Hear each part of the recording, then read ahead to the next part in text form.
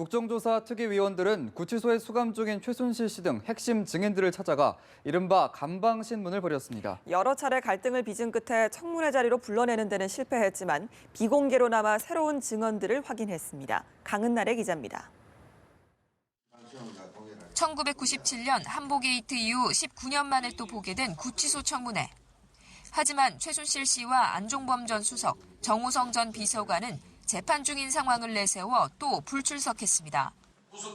현장 수감동으로 들어가서 최순실 증인에 대한 실질적인 공황장애가 있는지, 그리고 정말 심신이 피폐해서 국민들 앞에 이 청문회장에 서지 못하는지.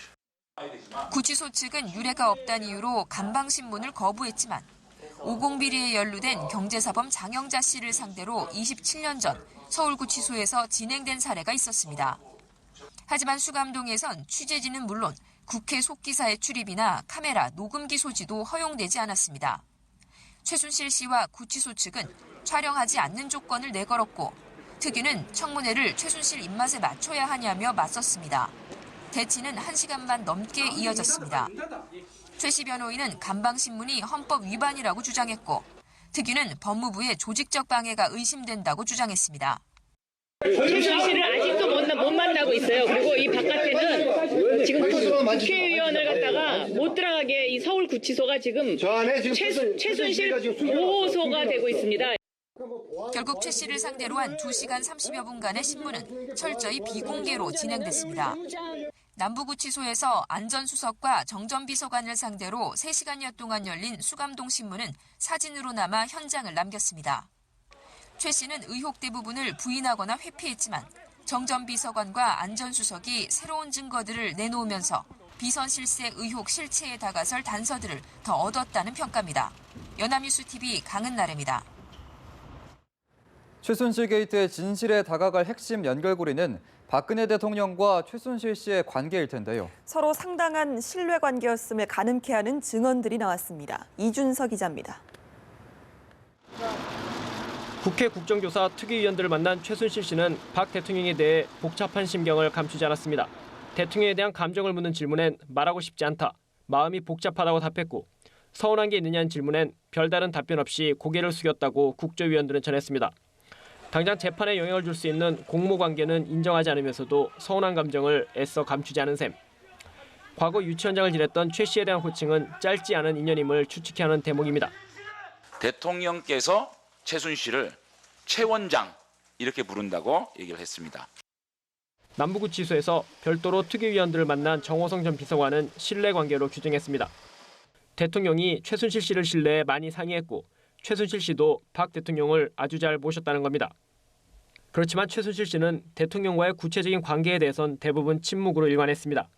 다만 대통령 비선 의료 의혹의 중심에 있는 김영재 의원에서 총 136회 프로포폴 투약을 모두 본인이 맞았느냐는 질문엔 긍정도 부정도 하지 않아 미묘한 해석의 여지를 남겼습니다. 연합뉴스TV 이준서입니다. 정호성 전 청와대 부속비서관이 국정조사 특위위원들을 만나 세월호 참사 당일 박근혜 대통령이 관저에 머물렀고 매우 피곤해했다고 말했습니다. 세월호 참사 당일 대통령의 행적과 관련해 처음으로 입을 연 겁니다. 정주희 기자입니다. 정호성 전 청와대 부속비서관은 국정조사 특위 위원들과 비공개로 만나 2014년 4월 16일 세월호 참사 당일 박근혜 대통령의 행적 등에 대해 밝혔습니다.